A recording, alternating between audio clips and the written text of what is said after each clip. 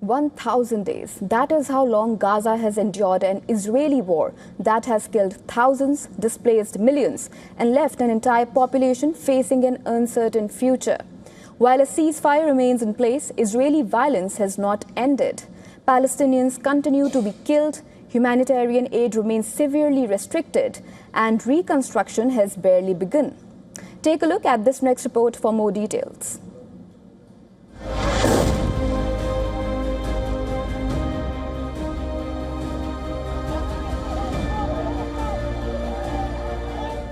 June 2nd marked 1,000 days since the start of the war in Gaza.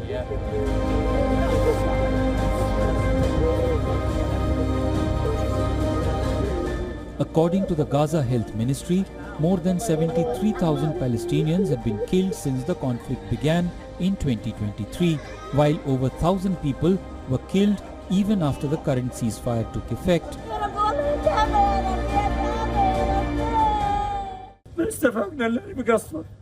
We were shocked by a bombing right next to our house just when his son was helping people fill water containers. The Israeli army does not want people to have water or even breath.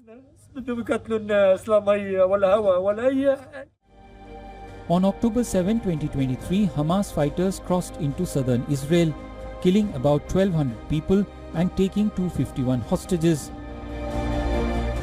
Since then, all of the hostages or their remains have been freed or returned through a combination of military operations and negotiated exchanges. Israeli strikes have become less frequent than during the height of the war, but they continue almost daily.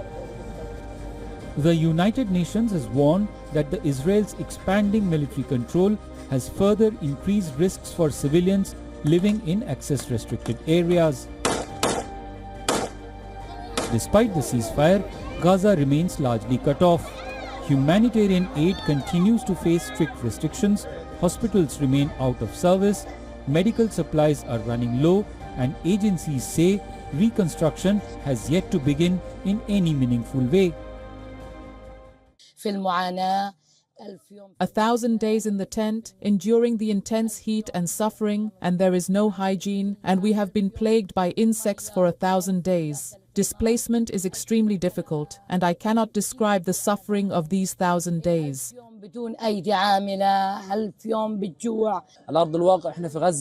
We in Gaza see no basic necessities of life, no end to the war or destruction. We suffer daily, martyrs fall, and destruction continues. For 1,000 days we have been living in dilapidated and inhumane tents. The next phase of the US-brokered ceasefire has also stalled.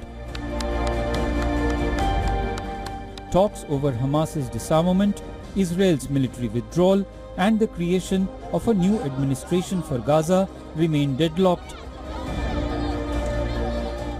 Israel has announced plans to expand its hold inside Gaza, with Prime Minister Benjamin Netanyahu saying the country is moving towards controlling 70% of the territory. Israeli officials have also spoken of plans for new settlements in northern Gaza. In the occupied West Bank, the pace of changes has also accelerated. Israeli authorities have declared more Palestinian land as state land, a move that rights groups say paves the way for further settlement expansion. New bypass roads and outpost infrastructures have emerged, while settlers have been accused of seizing grazing land and water sources in several Palestinian communities. In Hebron, Israeli forces have begun structural work at the Ibrahimi Mosque, a move Palestinian authorities say alters this historic character of the holy site. The Muslim call to prayer has also faced repeated restrictions.